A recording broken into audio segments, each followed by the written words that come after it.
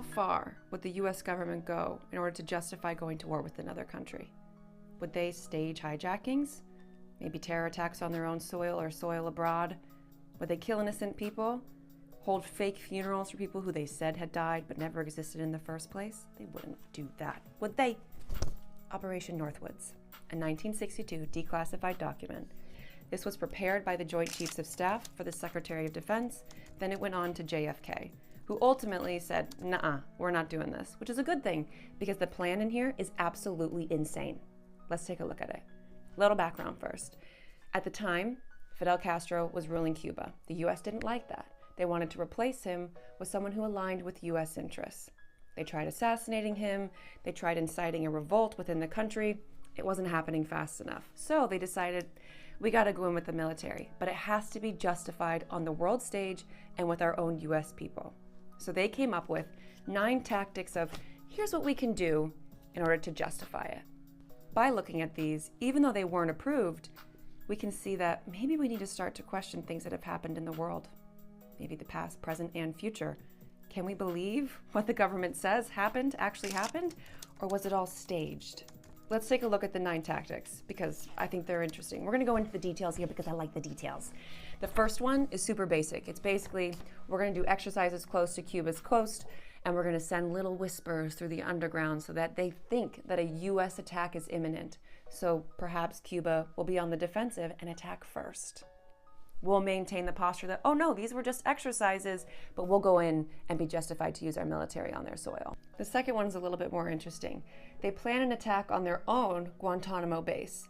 They're going to use Cuban friendlies dressed in Cuban military uniforms so it looks real. They'll put a group outside of the gate, have them start a riot, put some of them inside the base so it looks like they're being attacked, blow up some ammunitions, blow up a US plane. Actual damage will be done to the structures. Then they're going to pretend like they capture the bad guys. Again, these are Cuban friendlies. This is all fake.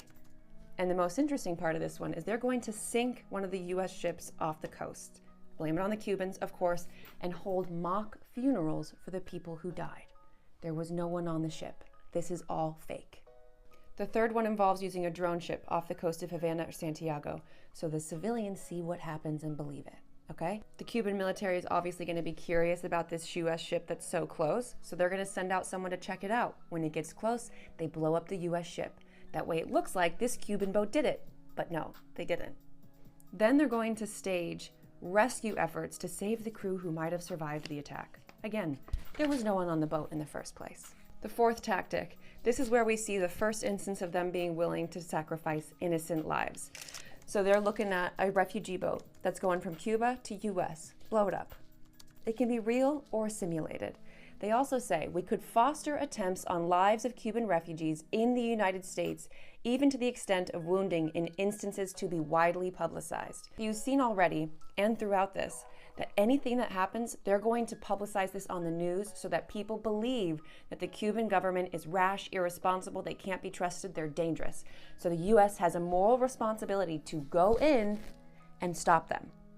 Number 5, capitalize on what Cuba is doing in other countries, publicize it, and then create more events that we do but blame it on Cuba, such as burning sugarcane fields, or perhaps a weapons shipment is found on the coast of one of these countries and we blame it on Cuba. This is the US doing all of these things. How many times have we heard about weapons shipments that were intercepted by the US military and blamed on another country? Was it actually, or was it us trying to justify military intervention in those countries? Will we ever know? I don't think so. Number 6. Here we see that the US proposes building out a plane that looks like Cuban Air Force. The idea behind this one is to fly the fake Cuban military plane close to civilian airliners so they think that they're about to be hijacked or shot down by the Cuban military. Everyone on board will look out the window, see the Cuban plane, think that they're being attacked. Even the pilot is going to believe that they're about to be attacked. So they're going to come over on the intercom, maybe on FAA, and say, "We're being attacked, we need to make an emergency landing." It's the US the whole time. Number 7 simply states that we need to have an ongoing campaign of apparent hijackings of civilian planes so people feel more fear. That's insane. But it leads us to number 8. I'm going to read direct from the document on this one. It is possible to create an incident which will demonstrate convincingly that a Cuban aircraft has attacked and shot down a chartered civilian airliner. How are they going to make it more dramatic? They're going to say that it was a group of college students who were going on holiday, and they outline exactly how they're going to do it. So there will be 2 planes. One's a drone. One actually has people on it. These people are going to be given aliases. So the names that are on this plane don't actually exist. The planes will take off at about the same time. Civilians will land safely, exit, disappear. Those people don't exist. The drone will keep going. When it gets over Cuban airspace, they'll send out a Mayday signal. At the same time as they do that, a radio signal will trigger the destruction of this plane. That one blows my mind. I mean, we can see how that would be used and publicized, and the US people and maybe even international audiences would start calling for war with Cuba. If they attacked and killed a group of college students who were just off on vacation, yeah, they seem insane, and maybe they should be taken down, right? Maybe. Number 9, the big finale. This one involves lying to the US service members.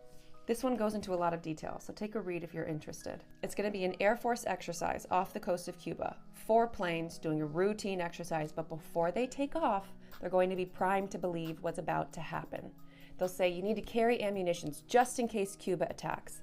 The pilot at the end of the formation is in on the whole gig. At some point during the flight, he'll say he's being ambushed, and then he'll cut his signal of his plane so no one can see him or find him. He's going to land safely. He's fine. By the way, this guy has an alias. He doesn't actually exist. At the same time that the plane would have crashed, a submarine is going to pop up in the area and distribute plane parts. And these 3 pilots who were in the air actually believe that they just lost a brother in arms. So they land, this is what it says. The pilots returning to Homestead would have a true story as far as they knew. Search ships and aircraft could be dispatched and parts of aircraft found. So they're going to lie to their own military members. They lie to the public, they publicize everything, they hold fake funerals, they send lists of fake victims off to the news. It is absolutely insane the lengths with which they are willing to go and lie to the American people and the world. So thankfully this wasn't approved, but when we see this, doesn't it make you kind of question the world events that we've seen so far? What was staged? What was real? All of this is shocking to me. I mean, I kind of had thoughts. I am more conspiratorially minded, but only because shit like this exists and I can see that something is happening, that they're willing to lie to us to this degree. And maybe this plan wasn't approved because of the president that we had at the time. But if it had been a different president, would this have been approved? At any point in the past, present, or future, have things like this been enacted, sold to us on the TVs as being fact, justifying war with killing another group of people? What can we believe? So why should we pay attention to something like this? How does this information affect our daily life? Obviously, we live in super divided times. We see such tragic events happening on the news, on social media. There's press conferences by politicians that are telling us to feel a certain way about a certain group or a certain event. But what if those things were orchestrated to get us to feel a certain way? What if this division has been created? We're holding on so tight to these things that we perceive as facts, but what if they aren't facts? What if they aren't? I don't think that we can ever know if anything is with absolute certainty a fact. So what if we loosened up a little bit and we're open to the possibility that something may not be exactly as it seems or as we've been told? And maybe we won't trust blindly into the government.